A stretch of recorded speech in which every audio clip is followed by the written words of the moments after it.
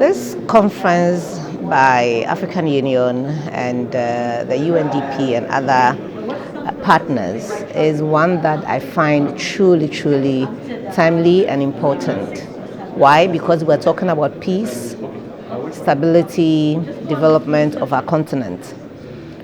There are issues in countries that are talking about threats to peace and which will bring insecurity.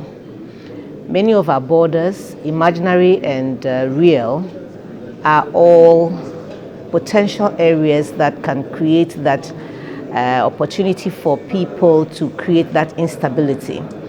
Coming from a border community myself, I see the need for this meeting also because most of our communities are women finding that space conducive for trade and for their sources of livelihood through which they are able to take care of their children and themselves.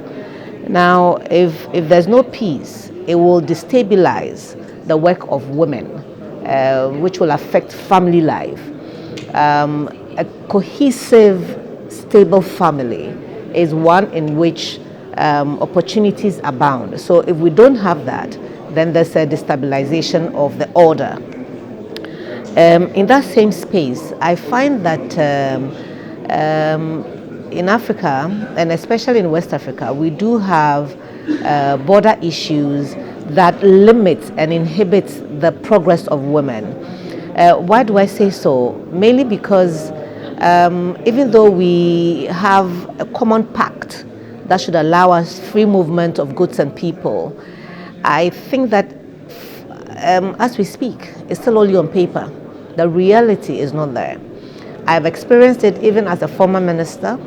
I've experienced it as the member of parliament for that community. And we cannot see progress if we don't limit the inhibition and the restriction of movement of our people. I'm happy that I'm here today to be able to add my voice to everyone who is calling for the African Union to be stronger and firmer and ensure that whatever protocols we sign up to is not done only on paper, but the ordinary people for whom we fight, for whom we speak, benefit from what has been written and signed to. I think it's time for accountability. I think it is time that we learn from good examples. Why is it easy for Schengen states to give one visa and I can move through other continent? And yet, in my own continent, moving from Aflau, the border town, to between Ghana and Togo, I need to go through stringent measures to be able to move across. Recent health issues regarding COVID has proven to us that what is the norm is no more than normal. We have a new normal. We must think through it carefully to ensure that when we do close the borders, our women, our young people are not shortchanged, that we make provision for them to be able to get sustainable development personally and community-wise.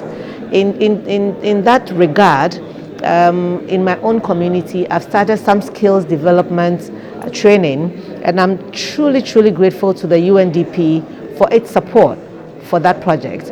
I want to urge the UNDP and its partners to make available startup capitals for those who need this extra income to be able to live a sustainable life. We cannot achieve the SDGs if we continue to shortchange our people.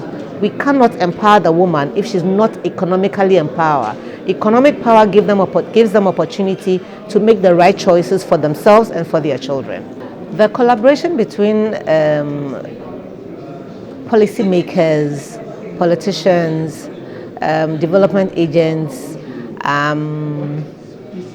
individuals by the UNDP and Africa Borderlands Center is one that I applaud and truly appreciate.